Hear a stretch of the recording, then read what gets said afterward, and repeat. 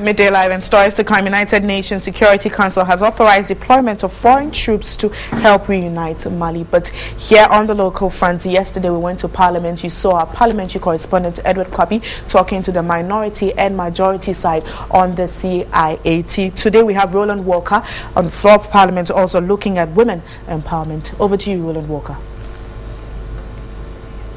Well, we're still trying to get Roland there to bring us some live feed from Parliament, and he will be looking at women in Parliament and also more on gender empowerment there. But more importantly, the next Parliament will begin possibly 48 hours before the 7th of January 2013, or also possibly on that same day, 7th of January, before the main inauguration of the Vice President as well as the President of the Republic of Ghana. But more importantly, the women in Parliament, how instrumental would they be not only in the current Parliament, but also how they get to improve the state of the creation of a lot more awareness about why women should be part of the body politics of the country, but also Ghana's parliamentary democracy. We have to share a lot more thoughts on the subject. Women who are parliamentarians and part of the Women's Caucus or women in Parliament in this very legislature. We have from the Ayawaso West Wuogon constituency, Fremo Parry, and thanks for joining us, Frema. Thank you. And also Elizabeth Saki is with Okankwe North constituency, and you retained your seat, didn't you? Yeah. Thank you very much. Okay, yeah, so we're starting the discussions, and I have to start with you, Elizabeth. What made you and motivated you to be in Parliament? As we all know, the country Ghana has majority in population, as we have 51% as to men. And when taking decisions, we think that it makes it sensible, it's very wise for us to have representatives who can articulate issues on women. And thinking loudly, I think that you need to encourage and groom others. Therefore, you also have to be an icon that many also look onto you. And loving to serve my nation as well, I thought I have to. So I started as an assembly member, and then after 2 years, I came in to Parliament. And so you're well motivated as far as we're concerned. Now, you have been also very instrumental in Parliament since you entered, but there's always been the question of whether a lot more women could have been in Parliament than are now, because we have 19. There used to be 20, and then now we have 19. We know we have about 20, 30 in the next Parliament. Do you think we could have done better as far as the numbers are concerned? Well, we can always do better, because as my sister said, there are more women in Ghana than men. So naturally, when you have the two sexes, there should be some kind of equal representation in a way. Again, if you look around the world, the other countries, even in Africa, such as Rwanda, are doing far better than Ghana.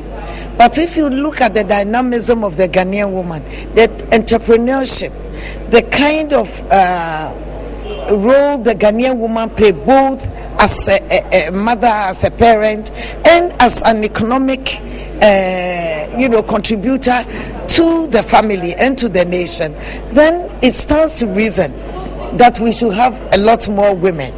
I am saying that we can do much better. We applaud every stride we make, but certainly we have a long way to go.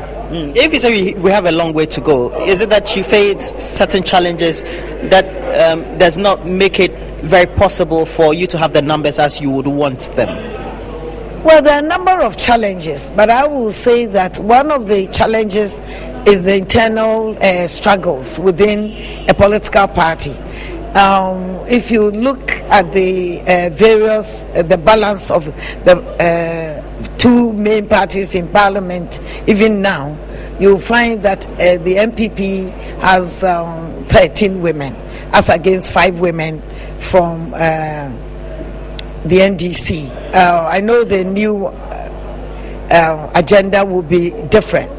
However, the point is that it's a struggle with the internal issues as to an affirmative action. The men are already ahead, and when men are already ahead, then it's difficult for the women to come in. When you look at even the leadership of the electoral college within any of the political parties, you find it's male dominated. So the structure itself within the political parties internally is not conducive for to encouraging more women to be in. Then of course you have the issue of cultural perception. A woman's place is in the kitchen, or you should be the cheerleader for political activities rather than the forefront. And so it's not something that you erase overnight. So it takes time for people to realize that it's not about cheering others on, but it's about you yourself having something to offer equally as a man can, and therefore being encouraged to move forward within the party hierarchy. Well, Elizabeth, as political parties, do you think that maybe the structures in there do not in itself motivate a lot more women? I'm asking this because, well, there's always a talk about how the two main parties have safe seats, and they could have fielded any woman in any of those safe seats, and those women would have been in parliament anyway. I think that this has been a long debate. We have always fought for, and we have always discussed this issue wherever we meet at caucus and then with our national leaders. And the message is we always cry the Benjin, and then we also came back to say what a man can do, a woman can do better, and therefore they think that we have the capacity, capability of fighting it, and therefore they always want us to do it on our own.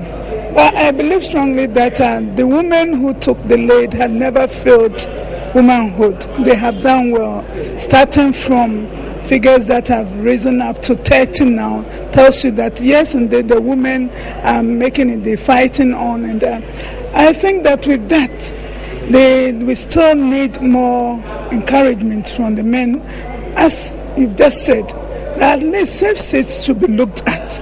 We're not saying that we should be just placed there, but if we are being given that seat, and then we equally compete for it or fight it, I think that it goes a long way to bring in more women. I believe also strongly that this time around, the fee that was asked to be paid also brought in more women, because paying 50% was another strategy to encourage the women to come, and I think both parties did very well. The women advocacy groups also did very well, and there have been a lot of seminars and then conferences for women to know worldwide, and I think that that also has brought in light and an eye-opener to most women. As she said, the culture issue in our country is another thing that we need to look at. At certain places we know that women are not allowed to take leadership role because they are seen to be servers, as she said, and then the kitchen is your office and so forth. But looking at our education now, we've realized that now most of the young ladies are doing extremely good in school. Just recently we heard about Mrs. Baumia, and we are all proud. Then the last question I'd like to pose to you before we let you go, can we have a situation where, well, we have a lot more competent women, but not only because of their competence, but also because the drive is there, not only from the cultural front, but the society and the political parties to be in parliament? For now, yes. Because you are coming to the next parliament, so... I think that for now, yes, we will work harder, and then I think both political parties should also draw a new strategy. The first step of the 50% did well, and therefore the question is what next?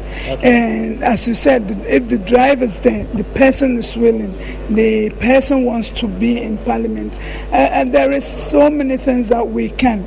She has been a very good advocate